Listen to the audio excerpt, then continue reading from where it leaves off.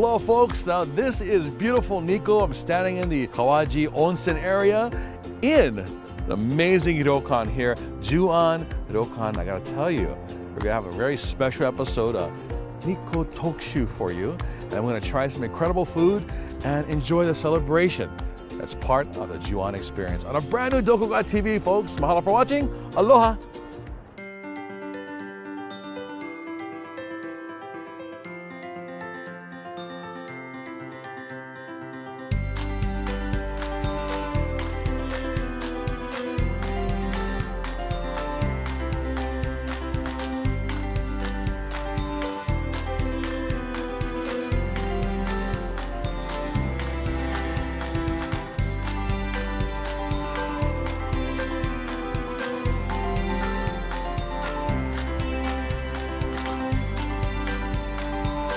Hello folks, and welcome back to a brand new episode of Doko TV JapanMania. Now we are in Nikko, and this is the Kawaji Onsen area in incredible ryokan, or lodge, Ju-an. Now here is a brand new friend of ours, friend of mine, Daisuke-san. よろしくお願いします。いらっしゃいませ。私祝い宿Ju-anの支配人の船引と申します。日光、世界遺産のある日光から、車で約40分ぐらいのこの川治温泉なんですけども、この川治温泉自体は280年の歴史を持つ古い温泉地です。でその中で、怪我の川治というふうに昔から言われてまして、疲労回復とかで昔から親しまれている温泉地です。Ju-an自体は、2年前にリニューアルしまして、お祝い事をコンセプトに日本画をいろいろ飾りながらご用意しています。As we were checking in and reading up a little bit about the ryokan Ju-an, they really do want to stress that this is for, travelers, kind of customize and custom tailor the experience to be just absolutely spectacular for anyone that's staying here. So that even goes to the amount of rooms they have. そうですね。部屋は全室で24部屋です。特にこの川治温泉自体は自然に囲まれた温泉地ですので、まず自然を生かした例えばカヌーだったりとか、いろんなアドベンチャー釣りができたりとか、そういうアクティビティがいっぱいあります。また源泉も豊富でございまして、100% の温泉を楽しめる温泉地としても有名です。Daisuke, can you give our viewers a welcome message to come to Ju-an? 東京からも約2時間で来れる都内から近い温泉地として親しまれている川治温泉です。源泉は豊富で温泉をお楽しみいただきながらJu-anの調理長がこだわって作った日本食を懐石料理をお楽しみいただければと思います。ぜひお待ちしております。Heard from Daisuke himself. Now again, Ju-an. Now I should explain before we start all of this. Ju is a kanji for celebration, for festivities here and happiness. So this place really wants you to experience that while you're here, and we're going to show you why it actually happens. So let's go take a tour and stay at Ju-an Ryokan in the Kawaji area. Say no. Aloha. Aloha.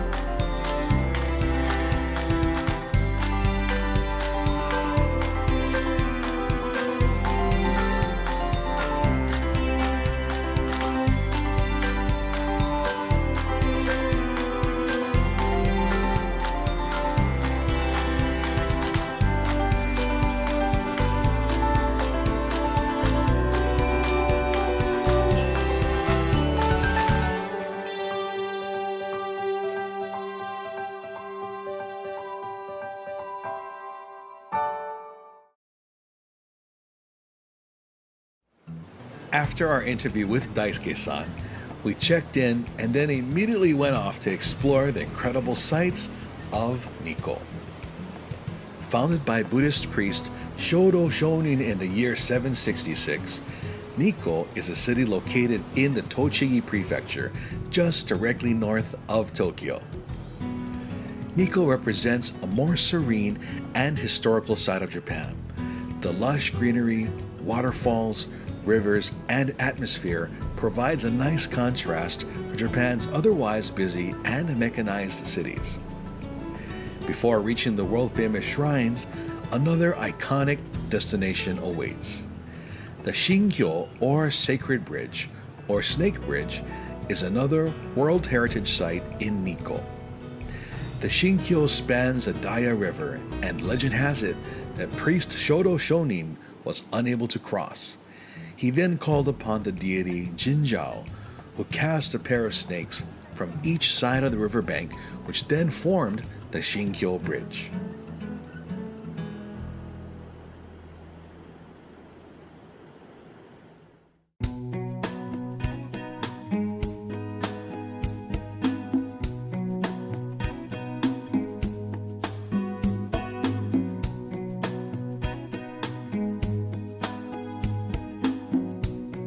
Nikko is most famous for the Toshogu Shrine, Japan's most lavishly decorated shrine and the mausoleum of Tokugawa Ieyasu, the shogun that unified the entire country of Japan.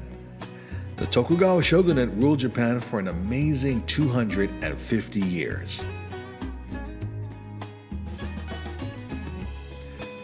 The Toshogu Shrine features more than a dozen structures built into a beautiful forest. Whereas most shrines in Japan traditionally have a more simplistic design, which just happens to be somewhat of a prerequisite in shrine architecture, the Toshogu was designed with a much more lavish flair, with many gold leaves and carvings used all throughout.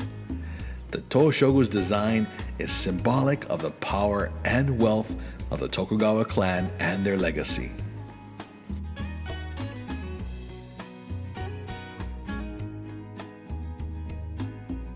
As shown here, the Toshogu is undergoing renovations right now, which started in 2007 and will be completed by 2024.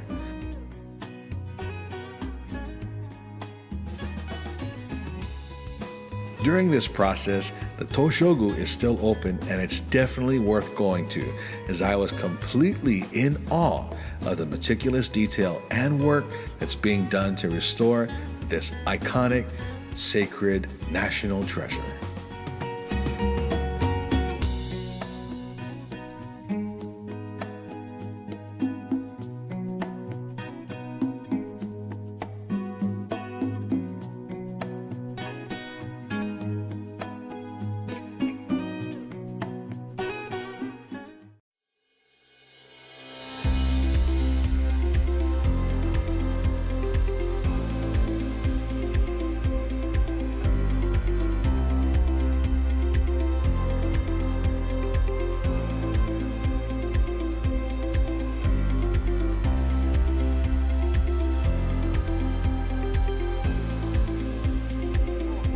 Continuing the wonderful Nikko journey that we're on, taking you on a special Doko TV Nikko Tokushu. Brand new friend of ours that I want to introduce to you. This is Watanabe-san. Welcome to Doko TV. Welcome to our brewery. Thank you so much for having us. I love sake. That's good. Good to hear. I love sake. A few of you back home know that. So we're here in Nikko now. Nikko is just such a beautiful place, and I love the air here, the flowers, the wind, everything, the water. Yes. Now, I'm assuming that that has something to do with what you do here, the sake. Oh yes, our brewery is this year 174 years old, and I'm a seventh generation of this brewery. Oh my gosh. We bring sake from the very good water of Nikko. As you say, the quality of the water in Nikko is very, very good. Wow. So I never buy a plastic bottle of the water, because water in here is much more tasty than the water selling in the shops. So oh my gosh. that is a well we're using more than 100 years. Yes, 100 years? yes, more than 100 years. Oh my God. So digging by the hand. Wow. Would you like to have a taste? Yeah, would you mind? No, of course not. Go. Quite many people from Tokyo come to pick water up. Water here from Nikko. Oh my Yes. gosh. So this is right out of the well, Nikko water. Kanpai. Wow. That is good. Good? That is really, really good. So pure. Water. Yes, for sake. Yes, and the rice we're using is also harvested in this area, most of the rice. So we're using Nikko rice and Nikko water. In good weather for sake in Nikko, in the cold weather to brew sake. Oh, okay. So Nikko is very cold place, so it is good for sake. That's fantastic. So, you're 7th generation. Yes, 170. 74 years old. 174 years old. Same spot in Nikko here? Yes. あ、どうも。こんにちは。 Thank you. English. Explains all the portions of sake. It's very convenient. Oh, and even how to enjoy sake. Okay. Yes, this is made by the Sake Association in Japan. Ah, yes. So maybe this is a very good brochure to learn how to drink sake and how to choose sake. Whatever. Okay. You can help me then. Yeah, please. Oh, what is this? And this one is we call cedar ball. Cedar ball. Yeah, this one is made by cedar tree leaves. We're hanging this one whole year round. Oh. And we changed the new one. We started to new season sake.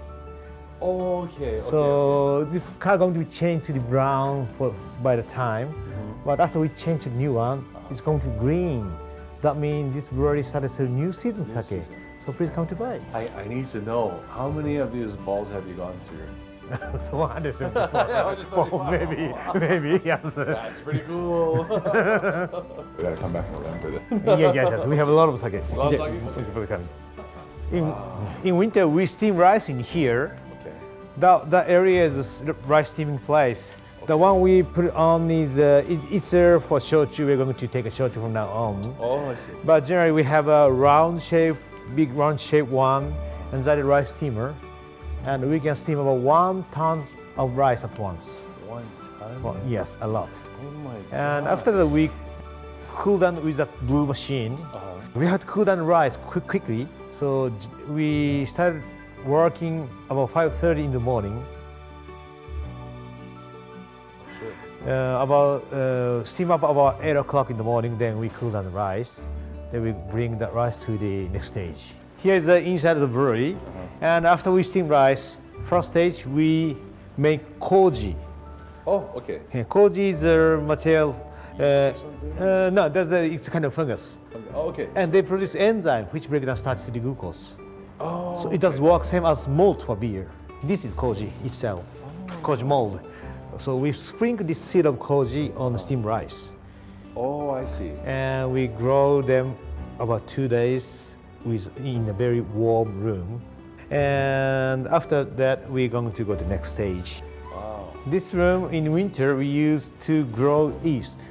Oh, okay. And we call fermentation starter or seed mash.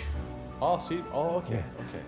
And using like a small tank with less than 500 liters, put the steam rice in there, and koji mold, and water, then yeast.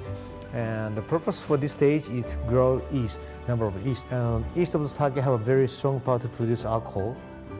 Finally, we can have about 18 to 19% alcohol. We added water to make the alcohol 14 to 15, because that is a very good match with food. Too strong is the taste of alcohol a bit stronger, but some people love that style. True, I know a couple back home. Right. I do. Okay, it takes about 2 weeks on the stage. And after finish the stage, we're going to brew more sake with big tanks. It's next room.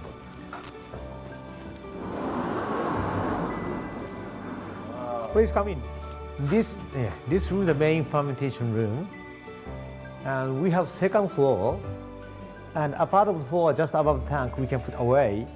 So we can throw rice into from there, put a water from there, and we mix, stir sake. Yeah. We can use about 2 tons of rice for one fermentation. In that case, we need about 2.8 tons of water. That's why we need very good water. Very good. And during fermentation, what we do is the temperature control. The room temperature should be less than 10. Oh, So if room temperature is going to be more than 10 or 15, we cannot keep the temperature. So we brew about 20 to 25 tanks for 1 year. But some high quality sake called daiginjo, or that kind of style, we use smaller tank because we need more strict temperature control. So smaller tank is easy to control the temperature. Yes, yes. And generally speaking, rice for food and rice for sake is different.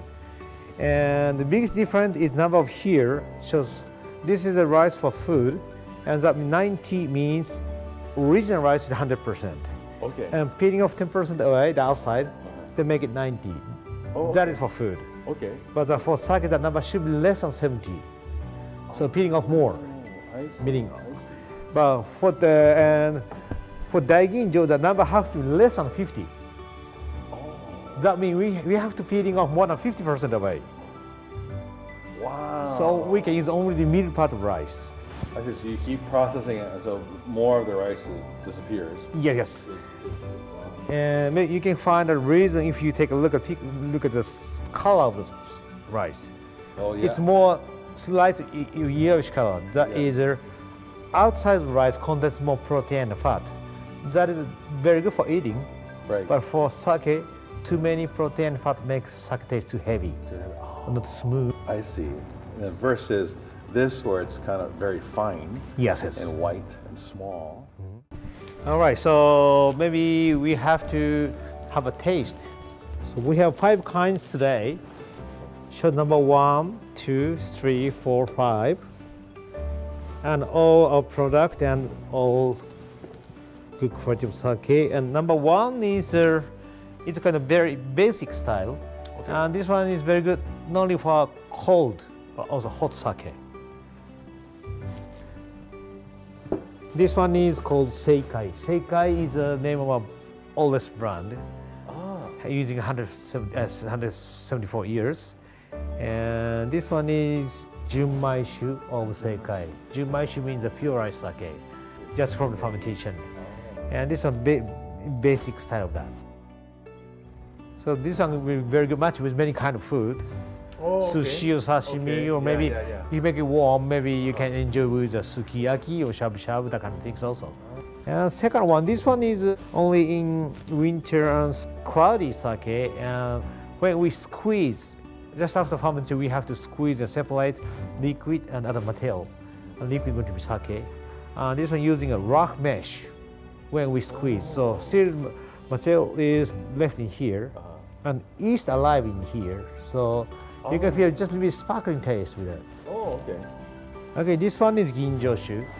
Ginjoshu, as I said, ginjoshu high quality sake. And this one using local rice. And this shows the name of the farmer here. We're asking these 4 farmers to grow rice just for us. And this one is more what we say, lighter taste, light and smooth. It's a bit dry style. Dry? Nikko Homare is our, we have 2 brands. One is Seikai and the other one Nikko Homare. And this one is a daiginjo, only the middle part of rice. I think daiginjo is more smooth. We take more time for the fermentation. Generally speaking, daiginjo is, we keep the low temperature compared with other sake. It's up to about 10 degrees centigrade. So it takes more time for the fermentation. Right. So, okay, last one. Nikko is very good place, not only this season, but also winter, summer. So if you come to here, then please enjoy sake in here. We have a lot of sake and waiting for you. So please come to here. Thank you. You heard it from Watanabe-san himself. Definitely, folks, you want to come to check out the sake factory here, and of course, purchase some of the great bottles and varieties. There's something for everyone, price point for everyone out there. Thank you again for watching. Mahalo and aloha.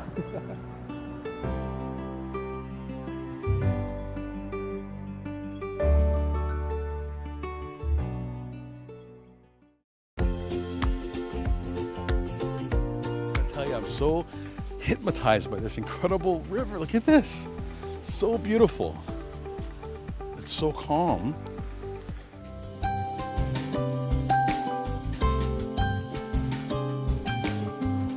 Here at the incredible ryokan, Jiwan, because one of the things that they're known for, which is world renowned, is the food. Mahalo for tuning in to tonight's Doko TV JapanMania. See you folks next week, 8 p.m. here on K5 The Home Team.